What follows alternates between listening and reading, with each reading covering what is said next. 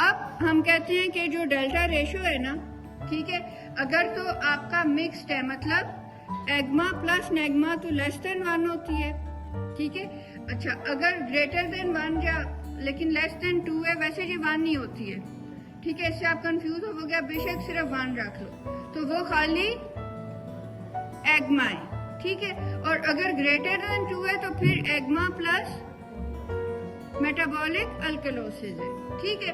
तो अब आप ये देखो क्या है, ये क्या मैंने बनाया है, एनोइन गैप, ठीक है। ये मैंने ब्राउन कलर के बनाए हैं, मसलन ये कितने हैं 12। इसका क्या मतलब है, मैंने एनोइन गैप कैसे कैलकुलेट किया है,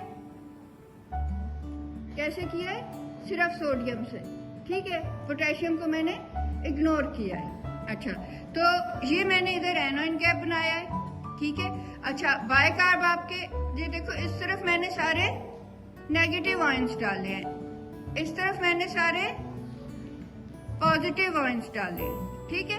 अच्छा, तो नेगेटिव में क्या क्या है देखें, पॉजिटिव तो ऊपर तक है ना, लेकिन इधर एक मिस्ट्री बॉक्स है जो कि एनोइन गैप है, ठीक है, एनोइन गैप है। अच्छा, तो अब नेगेटिव तरफ देखो आप, बाइकार्ब 24 है, क्लोराइड 104 है और एनोइन गैप 12 है, ठीक है। मसला नहीं है किसी को इसमें कोई कंफ्यूजन हो, नहीं है। अच्छा, अब हम देखते हैं कि ये आपका, ये मैंने फॉर्मूला लिखा है डेल्टा जी या delta A G divided by delta bicarb, इसमें तो कोई मसला नहीं है। ये उसी को थोड़ा सा कंसाइज करके लिख दिया है कि मतलब बजाय कि मैं ऊपर लिखती कि मेयर्ड एनोइन गैप माइनस नॉर्मल एनोइन गैप, तो उसको मैंने डेल्टा जी लिख दिया है, ठीक है। आप इसको डेल्टा ए जी भी लिख सकते हो फॉर एनोइन गैप, मैंने खाली गैप, इसको डेल्टा रेशो भी बोलते हैं कुछ लोग, ठीक है। अच्छा, नीचे मैंने लिखा है डेल्टा बाइकार्ब, ठीक है, normal bicarb minus measured bicarb, ठीक है। अच्छा, तो अब इधर एक एसिड आया है, ठीक है, एसिड डिसोसिएट हुआ है, तो उसमें से कौन निकला है, कॉन्जुगेट बेस और कॉन्जुगेट एसिड और कॉन्जुगेट बेस निकले हैं, ठीक है। अच्छा, तो अब जो है ना, ये इसके निकले हैं एनोइंस, ठीक है, और साथ इसके निकले हैं प्रोटॉन्स, ठीक है। तो एनोइन आ गए, अब ये एनोइन किधर आएंगे, इधर आएंगे, ठीक है ना, एनोइन इधर आएंगे। और क्या बाइकार्ब ऐसे ही बैठे रहेंगे, आपने बाइकार्ब का क्या साइलेंट डायलॉग अभी सुना है, जर्मीना, अभी क्या आपने साइलेंट डायलॉग सुना है, क्या साइलेंट डायलॉग सुना है बाइकार्ब का, कि हाँ, उसके दिमाग में क्या चल रहा होता है कि प्रोटॉन आए तो सही इधर, मैं उनकी ऐसी की तैसी फेर दूंगा, ठीक है। तो अब आ गए हैं ना, प्रोटॉन निकल आए हैं, ठीक है। तो अब ये देखें कि ये आए इधर से, बाइकार्ब उठ के आ गए हैं, ठीक है, और एनोइंस जो हैं वो इधर आ जाएंगे, और बाइकार्ब किधर चले गए, प्रोटॉन्स को उन्होंने न्यूट्रलाइज कर दिया, ठीक है। तो अब जो आपका एनोइन गैप है जो ब्राउन कलर में था वो इंक्रीज हो गया, कोई इसमें किसी को परेशानी हो,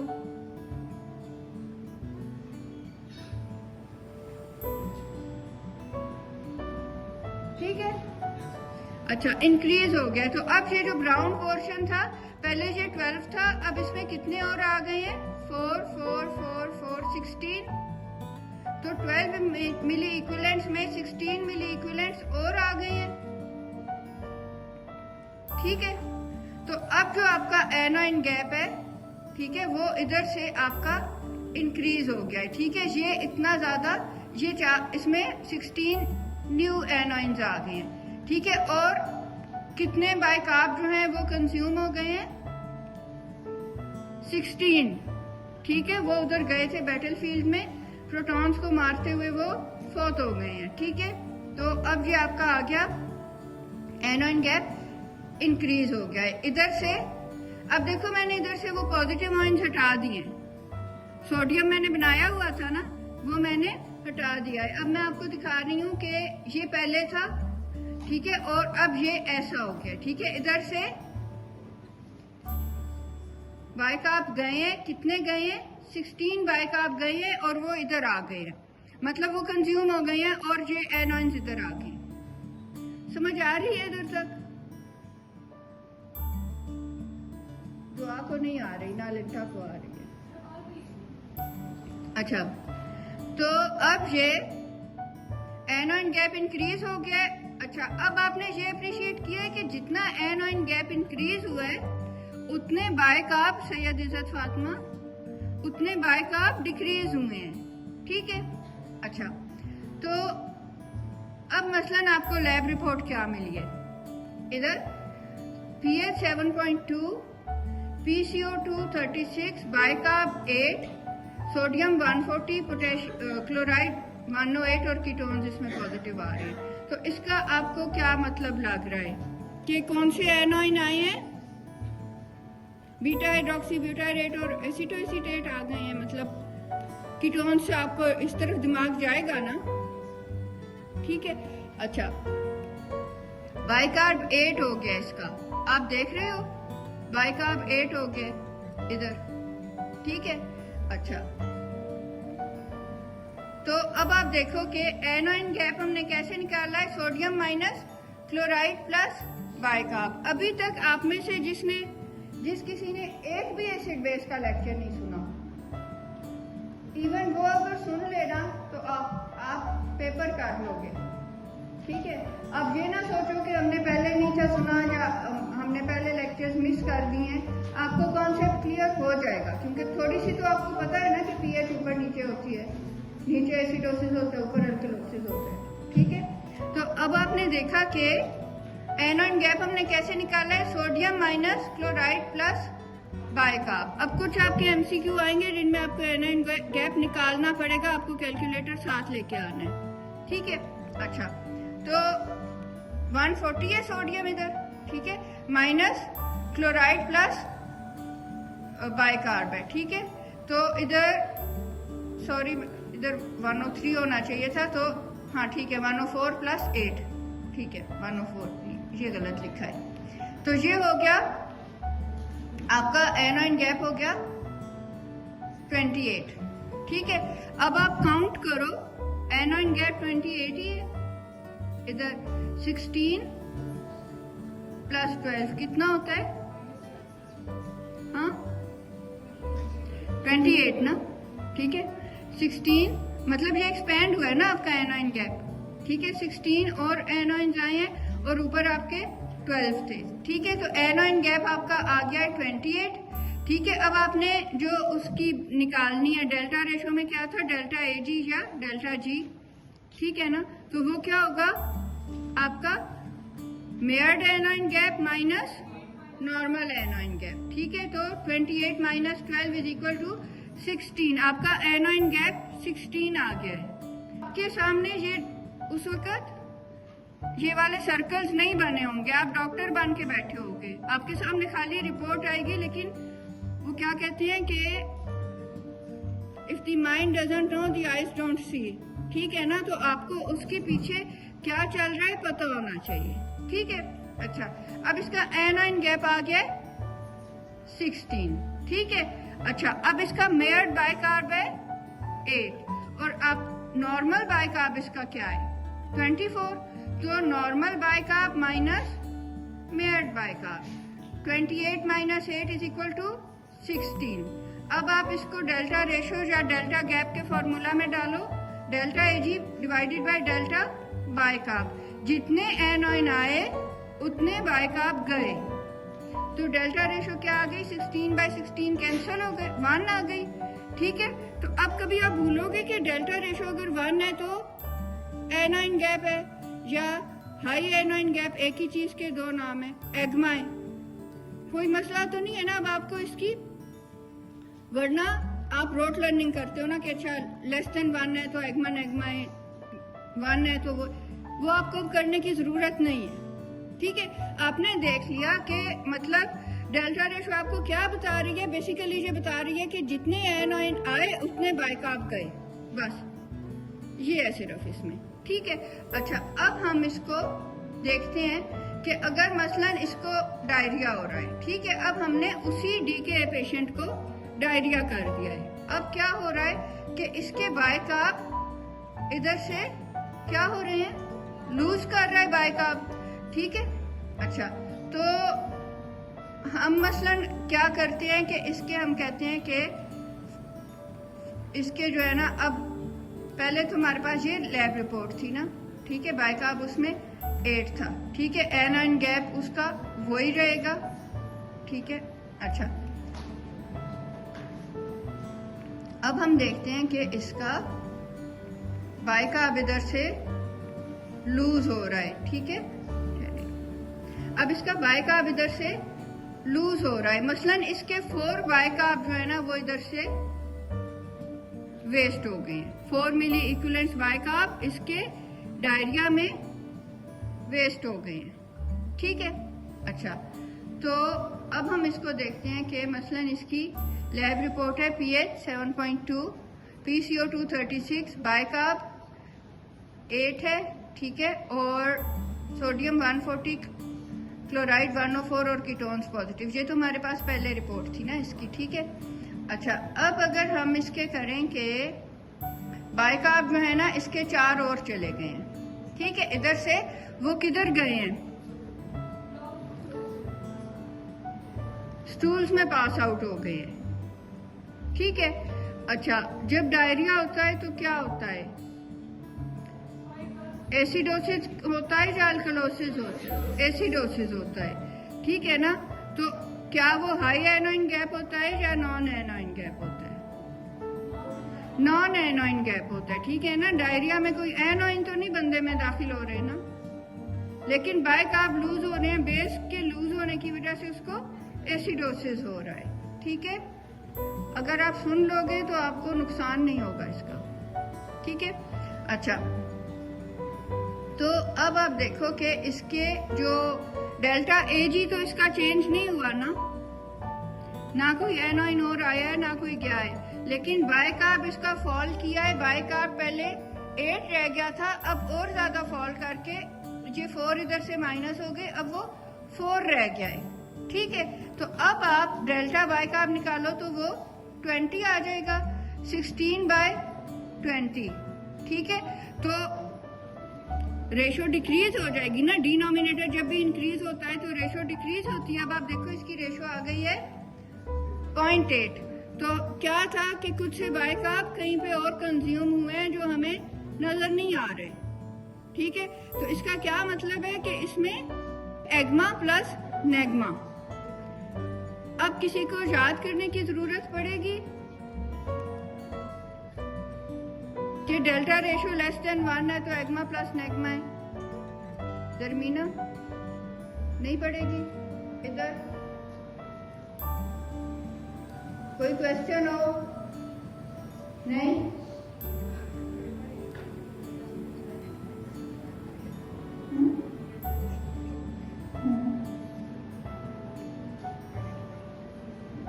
नहीं, आप डेल्टा रेशो देखे बगैर खाली रिपोर्ट पढ़ के आप ये नहीं आइडेंटिफाई कर सकते कि इसको एग्मा है या नेग्मा है या क्या है। एक तो आपको देखो जो रिपोर्ट आएगी ना उसमें आपको वो एनाइन गैप कभी कभी दिया होता है, आपको खुद कैलकुलेट करना पड़ेगा। ठीक है, सोडियम पोटेशियम क्लोराइड बाइकार्ब में वैल्यूज आएंगे आपके पास। ठीक है, और आप उसका एनाइन गैप खुद निकालोगे, डेल्टा रेशो खुद देखोगे। कभी देखा है कोई आपके रिलेटिव्स कोई जानने वाले जब एडमिट होते हैं तो क्या उनकी डेल्टा रेशो लिखी होती है? कभी ये भी चीज देखी है? नहीं लिखी होती ना डेल्टा रेशो, आपको खुद फाइंड करके तो खुद उसको देखना होगा। ठीक है, अच्छा अब अगर हम देखते हैं कि इसको हमने वॉमिटिंग की है। ठीक है, अच्छा अब इसको वॉमिटिंग जब किसी बंदे को होती है तो उसको क्या होता है, क्या उसको एसिडोसिस होता है या अल्कलोसिस होता है? अल्कलोसिस होता है। ठीक है। अब हम इसको वॉमिटिंग कर रहे हैं और वॉमिटिंग में इसको क्लोराइड का भी लॉस हो रहा है, ठीक है। सिर्फ प्रोटॉन तो नहीं जा रहे ना, क्लोराइड भी लॉस हो रहे हैं। मतलब उसी डीके के पेशेंट को अब आपने वॉमिटिंग करा दी है, ठीक है। अभी इसका सुपर इम्पोज्ड वॉमिटिंग हो रही है, ठीक है। अब उसके क्या हो रहा है, क्लोराइड लॉस हो रहा है, उसके हो रहा है, ठीक है। सिर्फ प्रोटॉन तो नहीं जा रहे ना, क्लोराइड भी लॉस हो रहे हैं। मतलब उसी डीके के पेशेंट को अब आपने सुपर इम्पोज्ड वॉमिटिंग हो रही है, ठीक है। अब उसके क्या हो रहा है, क्लोराइड लॉस हो रहा है उसके वॉमिटस में, ठीक है। मसलन 8 मिली इक्विवेलेंट क्लोराइड जो है ना वो उसकी वॉमिटिंग में निकल गया, ठीक है। अच्छा, अब क्या होगा, आप देखो कि आप इसको कैसे कंपनसेट करोगे इस क्लोराइड के लॉस को, ठीक है। बाइकार्ब की एब्जॉर्प्शन जो है वो किडनी और गट से इंक्रीज हो जाएगी, ठीक है। तो क्लोराइड डाउन गया है बाय 8 और बाइकार्ब अप आया है बाय 8, ठीक है। तो अब आपका एनाइन गैप तो इफेक्ट नहीं हुआ, ठीक है। हालांकि इधर नेगेटिव आयंस में थोड़ी सी रिशफलिंग हुई है लेकिन एनाइन गैप इफेक्ट नहीं हुआ, ठीक है। अच्छा, अब हम देखते हैं कि इसका, ठीक है। अब हम इसका ये देख लेते हैं कि इसको आपने डाला, ठीक है, normal bicarb minus measured bicarb, ठीक है। तो आपके पास आया 24 आपका नॉर्मल बाइकार्ब है और जो आपका मेयर्ड बाइकार्ब है वो आपके चेंज इन बाइकार्ब है वो 8 है, ठीक है। डेल्टा एजी तो नहीं चेंज हुआ, ठीक है। तो 16/8 आपका क्या आ गया है, 16 डिवाइडेड बाय 8 क्या आ गया है, 2, ठीक है। तो इसका क्या मतलब है कि इसको सिर्फ एग्मा नहीं है प्लस मेटाबॉलिक अल्कलोसिस भी है। आपके सामने तो लाइव पेशेंट आएगा ना, उसको 2 डिसऑर्डर्स भी हो सकते हैं। अच्छा, अब हम देखते हैं कि आपका क्लोराइड लॉस जो है ना, एक तो आपने देखा ना वॉमिटिंग में हो रहा है, उसके अलावा मसलन किसी को डाययूरेटिक थेरेपी मिल रही है तो वो भी क्लोराइड लूज कर रहे हैं, ठीक है। क्लोराइड आपका किडनी से लूज हो रहा है और बाइकार्ब जो है वो उसकी एब्जॉर्प्शन इंक्रीज हो जाएगी, ठीक है। तो अब आप देखो कि सेम डीके पेशेंट है, अब हमने उसको फ्रूसिमाइड थेरेपी वाला सिनेरियो बना दिया कि इसको फ्रूसिमाइड थेरेपी मिल रही है, ठीक है। अब क्या हुआ है, 8 मिली इक्विवेलेंट क्लोराइड लॉस्ट हुए थ्रू किडनी, ठीक है। अच्छा, फिर क्लोराइड डाउन बाय 8 और बाइकार्ब अप बाय 8, ठीक है। उसको फिल करने के लिए बाइकार्ब आ गए, ठीक है। तो अब आप देखो कि जो एनाइन गैप है वो तो अनअफेक्टेड रहा है ना, एनाइन गैप में तो कुछ नहीं चेंज आया, ठीक है। और लेकिन इसका भी आप देखो कि आप इसको इसमें डालोगे जब, तो एग्मा प्लस मेटाबॉलिक अल्कलोसिस, ठीक है, 2 आ रही है ना इसकी रेशो, ठीक है। तो आपने देखा कि किस तरह से आप उसकी रिपोर्ट को देखोगे, पहले आप पीएच देख लोगे, ठीक है, फिर आप कार्बन डाइऑक्साइड देखोगे, बाइकार्ब देखोगे, ठीक है। आप देखोगे कि पीएच किसके साथ मैच करती है, क्या वो बाइकार्ब के साथ मैच करती है या वो कार्बन डाइऑक्साइड के साथ मैच करती है, ठीक है। अच्छा, फिर आप उसका एनाइन गैप देख लोगे, विंटर्स फार्मूला से आप प्रिडिक्टेड पीसीओ2 निकालोगे, ये सिर्फ आप एसिडोसिस के केस में कर रहे हो, ठीक है, मेटाबॉलिक एसिडोसिस। उससे आपको पता चल जाएगा कि आपकी जो कंपनसेशन हो रही है या नहीं हो रही, ठीक है। अच्छा, दूसरा आप लोग जो गलती करते हो ना कि आप अनकम्पनसेटेड, पार्शली कंपनसेटेड और कंपनसेटेड में गलती करते हो। देखो उसको आपने कैसे बताना है, अगर तो कंपनसेटेड है ना तो वो पीएच रेंज में आ चुकी होगी, और अनकम्पनसेटेड जी